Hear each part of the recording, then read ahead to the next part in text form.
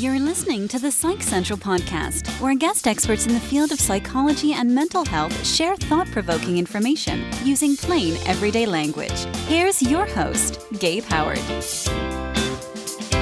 Hey everyone, you're listening to this week's episode of the Psych Central podcast, sponsored by BetterHelp, affordable private online counseling. Learn how to save 10% and get 1 week free at betterhelp.com/psychcentral. I'm your host, Gabe Howard, and calling into the show today, we have author Jen Sincero.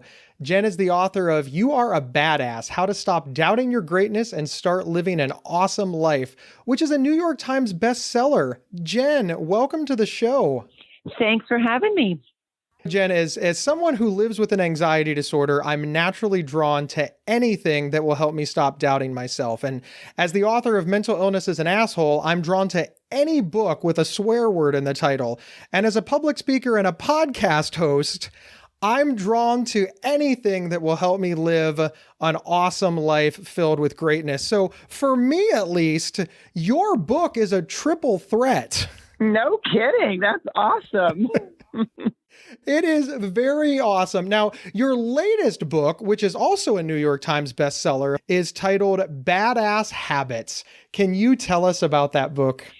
Yes, it's not a New York Times bestseller yet, but coming soon, damn it. Yes. Yes, because we're going for greatness. Don't doubt yourself. That's right. Don't doubt your book. It is the next in the series of the Badass. It's the fourth Badass book. And Badass Habits puts everything that you've learned in the previous books and also the stuff that you learned in the beginning of the book into practice. So basically, the first half of the book has you work on your mindset and your identity and setting really good boundaries and realizing that your thoughts, beliefs, and words are habits. And then the second half of the book is a 21-day course of sorts to put all that into motion and get started on creating the habit you want to create. Do you find that habits are essential to success? We hear about bad habits all the time, but we never seem to hear about how good habits drive our lives. That's because you ain't reading my books. Yeah, I think they are essential to success. Absolutely. Yeah. We always think it's just our actions that are habits, but your thoughts, beliefs, and words are also habits. And successful people pay close attention to how they're thinking, what they're believing, and what they're talking about, and who they're hanging out with, and all that stuff. Absolutely. And all those fall under the category of habits. So my answer is yes, they matter. I know that there's that famous book, The 7 Habits of Highly Effective People. It's, if you've been in the business world any amount of time, it's either the greatest book you've ever read or the most annoying one. But of course, that book lists the habits for you. It's, hey, you need to develop these habits. Now, your book helps you develop habits on your own, the habits that are important to you. Is that correct? Yes, absolutely. And it helps you bust yourself on the bad habits that you may not even realize you've got that are keeping you from the success you want to have. But how? How does it work? It just seems overly simplistic. Hey, go to the bookstore, buy this book, boom, bad habits gone, good habits appear. Can you talk to us about how it works? Awareness is always the key to any change. So it's about first becoming aware of the habits you've got. And we walk around on autopilot. We believe that it's really hard to make money, or that we suck at making money, or we believe that relationships always end in disaster, or we have all these beliefs and thoughts that are dictating how we perceive reality. And so the very first step of the book is to sort of make you step outside of yourself and start paying attention to what you've got going on, especially in the areas that you would like to improve in your life. So it really gets you into the specifics of your thoughts, beliefs, and words around what you've got going on and the habits you want to change. And then I help you learn how to create new thoughts, beliefs, and words around the habits that you'd like to change that are not doing so well. And then I lay out how to set really good boundaries for yourself so that you have the time and the space. I don't think a lot of people think about that when it comes to habits, but you've got to have some damn good boundaries to make sure that you're giving yourself the room to grow, because things are changing. So you've got to make sure that those are in place. It seems so overwhelming. The number one habit that it seems like the world is trying to create is we want to pay attention to our health, whether it's diet, exercise, some sort of, we want to look pretty because bathing suit season is coming. So we're going to make a habit to eat better, go to the gym, walk, but it's also complicated, right? It just seems like incredibly overwhelming. I love that you brought up overwhelm because I believe that overwhelm is the number one killer of all growth. We basically stop ourselves before we start. Because I'm obsessed with that idea, I talk a lot about it and I help you chunk it down. It's that whole thing that's one day at a time. Don't eat the whole elephant. Do it bite by bite. I break everything down into bite-sized chunks and keep you really aware of the fact that overwhelm will absolutely knock you off track if you're not careful. So one of the things I recommend is if you've decided I am going to become a jogger and I'm going to jog every morning for 45 minutes, there are going to be days where you wake up and you're like, oh my, I would rather do anything than put on those sneakers and jog for 45 minutes. I recommend that if you just are so dreading it, put on the sneakers and jog for 5 minutes. Make it easier for yourself, just because the more important thing with habits is that you get into the habit of the habit. If you at least just show up, if you at least just put on your sneakers, just keep showing up for the habit so that you start identifying as a runner. That is really the crux of all of it, is how you identify yourself. You're not a lazy person who's trying to become a runner. You are a runner. And so a runner puts on their sneakers every day, and a runner shows up every day. So just keep showing up every day. And even if some days you don't show up for as long as you want or as big as you want, the most important thing is that you just keep showing up. And I really think that will help with the overwhelm because you don't have to do the whole thing at once. One of the things that you talk about in your book is that in habit building, it's important to shift the focus from what you are doing to who you are being. Mm-hmm. Can you talk a little more about that? Yes.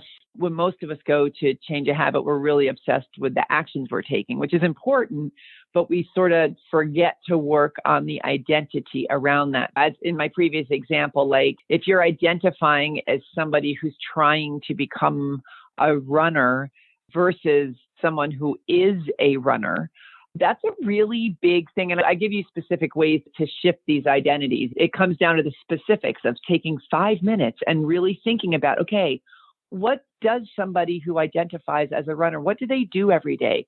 Who do they hang out with? How do they speak about themselves? What do they focus on when they're walking around in the world? It's all these little specifics. Once you get clear on what some of those are, you can help yourself so profoundly in anchoring in this identity before you've actually achieved the actions of that identity. Now, I am a non-smoker completely, but I used to love smoking cigarettes. And that was one of the key things I did back in the day before I even really realized what I was doing. I wasn't a smoker who was trying to quit. I just identified as somebody who was really healthy, who had pink lungs, who took really good care of her body. And so what that did was it knocked out the negotiation process. If I was out and I was having a cocktail and I was like, oh, I'm just going to have one cigarette tonight, it's not going to do anything. That negotiation process is the crack that opens up into the flood. And that's what you want to avoid like the plague. And identity will help you with that, because if I'm identifying as a healthy person who's got pink lungs, who takes care of her body, I'm not going to negotiate about smoking a cigarette because it's not even on my radar any more than having a bottle of vodka for breakfast is on my radar if that's not who I am. You know what I'm saying? If I'm still identifying as a smoker who's trying to quit, that negotiation is front and center all the time. It's a really powerful mindset shift that's going to help you massively when it comes to anchoring in this new habit. Oh, Jen, I like that a lot. Now, I know that in your book, you give many great tips for creating and maintaining habits, but we don't have a 4-hour show. Mm-hmm. So what would be your top 3 practical tips for someone looking to implement a new habit? Okay, so the first one would be getting into the specifics of what the new identity entails and taking the time to really sit down and take that seriously and to start absorbing that identity as the new you. So that's the first tip. The second tip is to make the habit as easy or hard as possible. And this sounds like such a no-brainer, but again, take the 5 minutes to get into the specifics of what that means. If you are going to run every day, if that's the new habit, get some new sneakers that are really comfortable and leave them right by the front door. Put out your running clothes the night before. Have a running buddy that you run with every morning. Put it in your schedule that this is the time that you are going to run. Come up with a list of very specific things that are going to make it a lot easier. Join a gym that's really close to your house instead of one that's across town, or get a treadmill in your basement. Come up with ways to make it as easy as possible. And the opposite for if you're trying to quit something, make it as difficult as possible to participate in that habit. And then I guess another really great tip that works really well for me is what I call mooching off another habit. See if you've got an existing habit that you can just sort of carpool another one with. For me, I live in the desert and I need to drink a lot more water than I normally do. So what I've started doing is barnacling the habit of drinking a glass of water onto stuff I'm already doing anyways.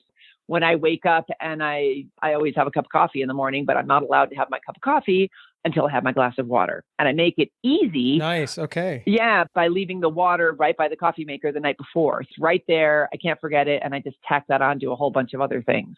I like that. I like what you said there about barnacling it along to another habit. Yeah. Because I'm assuming that the habit that you attach it to is a habit that you're fond of. You Yes. used coffee. You're not going to skip the coffee, but in order to get to the coffee, you need to go through the water. So when you connect the two together, it's sort of a reward. Is that another way to look at it? That's a great way to look at it. Yeah. And that's another thing. Rewards are a big part of my habit course as well, but absolutely. We'll be right back after a word from our sponsors. Is there something interfering with your happiness or preventing you from achieving your goals? I know managing my mental health and a busy recording schedule seemed impossible until I found BetterHelp Online Therapy. They can match you with your own licensed professional therapist in under 48 hours. Just visit betterhelp.com/psychcentral to save 10% and get a week free. That's betterhelp.com/psychcentral. Join the over 1 million people who have taken charge of their mental health. And we're back discussing how to create badass habits with author Jen Sincero. Now, obviously, you didn't just make this all up. You didn't sit down in front of a computer one day and just start typing and magic came out. You did a lot of research on habits. Was there anything that shocked you or surprised you when you were doing the research for this book? You know, I think the thing that shocked me when I was doing the fine tuning, all the research I'd already done, was that this identity piece wasn't more, that I didn't find a lot of that in more of the books, and also that the course aspect, because I really believe that, and don't get me wrong, I think a lot of the books out there about habits are amazing. I read so many just incredible books, but I guess it's because I'm a coach and I really understand that to really embody information that you take in, you've got to put it to use as you're learning it, or it just becomes more cerebral as opposed to part of your fibers.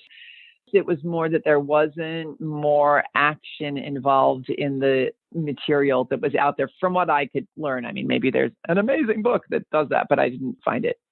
Was there anything that didn't surprise you that you knew, you were positive of, and you were like, yep, it works exactly that way? And the reason that I ask is because, again, we get overwhelmed by this stuff. And yet I found by interviewing so many people about so many different mental health topics that it almost seems like the thing that people believe going in almost always ends up being exactly it. We're just not willing to put the work in, or we're complicating it in our own brain, or we're so overwhelmed, so we start adding to it. Do habits form exactly how we think they do, and we've just made it complicated? I think we overcomplicate everything. We love drama. I remember when I was just starting out getting my act together and I was reading all these self-help books and they kept talking about your beliefs, thoughts, and words. And I was like, come on. I can't just say a mantra every day and shift my focus and then my world is going to magically change. And obviously I had to do a lot of work and take a lot of scary action and push myself.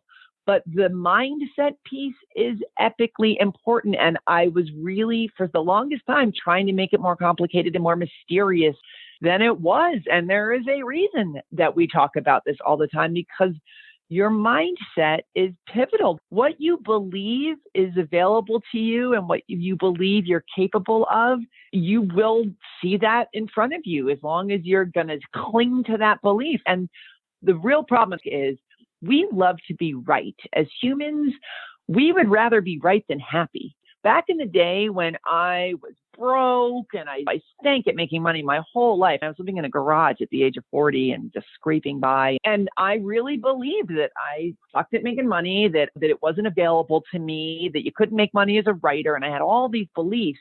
And anybody who was like, Jen, actually, if you did yada, I'd be like, what, are you crazy? Do you not see that I'm living in a garage at the age of 40? I think I have enough proof to show you that I stink at making money, I was so attached to being right about my situation, about who I was and what was available to me, that I spent so much time proving it. And then it wasn't until I was available to prove that perhaps I could make money, that perhaps there was a way for me to make money as a writer and go against everything that I've been so busy proving and being staunchly heels in the ground about my whole life, to disprove that and start proving something different. That is when it started to change for me. We have to unhook from our quote unquote reality. And that scares the heck out of most people, to unhook from what we've been proven, because, that's the foundation of our reality. And if that's not true, oh my gosh, our security's gone. It really is this very primal decision to stay focused on the things that aren't serving us and to keep proving them because we're scared of losing the foundations of our reality. I'm going deeply into this stuff. But anyway. No, I love, while you were talking, I was thinking it really is a self-fulfilling prophecy in a way. And what you said about we would rather be right than happy. See, I believe that I am a failure. And if I believe that, I don't have to do anything. Right. And when people are like, no, Gabe, you're wonderful and we love you and you're great, all I have to do to prove myself is nothing. Yep. So therefore, I'm just like, you were wrong. Ha. Yeah. But it doesn't serve us. It holds us back. Yes. And again, one of the most important parts of any change that you're going to make in your life is awareness. And you have to become aware of, repeating I can't afford it every day, 75 times a day, isn't really serving me if I want to start being financially successful. So that awareness of catching myself on what I was clinging to and what I felt I needed to be right about. And we've all got that going on in any area of your life that you are feeling stuck in or not enjoying or feeling frustrated about. I am telling you, listen to what you're saying and catch yourself in what you're believing about that area. And it will be very sobering. This is where journaling is so helpful, where if you just write stream of consciousness about what you believe about relationships or money or health or your own laziness or whatever you've got going on, write it all down and push yourself to keep writing past the point where you feel like you're done. And it's rather illuminating what comes up on the page and is staring back at you. I happen to have firsthand knowledge with that. You are absolutely right. Jen, let's put the spotlight on you for a moment. Something made you decide to write the Badass book series. Who is your biggest inspiration? Who's your mentor? Who's your guru? Who inspires you? Oh gosh, so many. I honestly, I don't think there's one person who inspired me as far as the Badass books go. I've always been a writer. And I think what happened was I was really seriously working on changing my money story. That was the part that really started my own transformation. And believe me, there's been many other things I've needed to change since and before. But the money thing was my big thing. So I read every self-help book under the sun, and I read all the money books, and they were just totally blew my mind and changed my life. But while I was reading them, I was like, where's the funny one? Where's the one with curse words? Where's the one that's got embarrassing stories? And because I'm a writer, after I had all this success financially, and I really did put into practice the stuff I had been reading about, I was like, okay, now I'm going to write the book that I wanted to read that would have been funnier and edgier. And that really was my inspiration for doing it, was all those amazing authors out there who gave me the information, but then I just put it sort of into my voice. I love this question because the answer is almost always, I saw somebody doing something great and it was amazing. And I thought to myself, I can do it better. And believe me, my book got rejected by every publisher. They're like, the world does not need their self-help book. I was like, but no one's written it the way I did. So yeah, you proved everybody wrong. I know. It's the ultimate nanny boo-boo. Well, I'm bringing that up because I really want anybody listening to this who feels like it's been done a million times. What do I have to offer? Like your personality and the way you do something. Listen, everything's already been done. We've been walking the earth for a very long time at this point. So really, you don't have to reinvent the wheel. You just have to do it in your own special way. And that counts as something new because you are the only you that exists. Don't sell yourself short and feel like you have to come up with some new scientific discovery before you're allowed to do something or whatever. Just do it with your own personality on it and be as authentic as possible. And that counts as newness and awesomeness. I love that. Jen, thank you so much. Where can people find the Badass book series? You can go to yourabadass.com or jensincero.com. They'll take you to the same place, and that's JenSincero.com. Awesome. Jen, thank you so much for being here. Thank you so much for having me on. This was wonderful. Thank you, everybody, for listening to this episode of the Psych Central podcast. Wherever you downloaded the show, please subscribe. Also, take a minute to leave us a review. Other people need to know why they should be listening.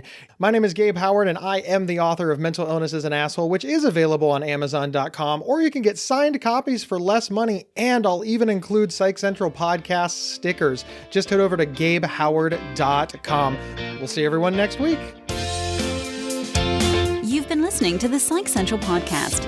Want your audience to be wowed at your next event? Feature an appearance and live recording of the Psych Central podcast right from your stage. For more details or to book an event, please email us at show@psychcentral.com. Previous episodes can be found at psychcentral.com/show or on your favorite podcast player. Psych Central is the internet's oldest and largest independent mental health website, run by mental health professionals. Overseen by Dr. John Grohol, Psych Central offers trusted resources and quizzes to help answer your questions about mental health, personality, psychotherapy, and more.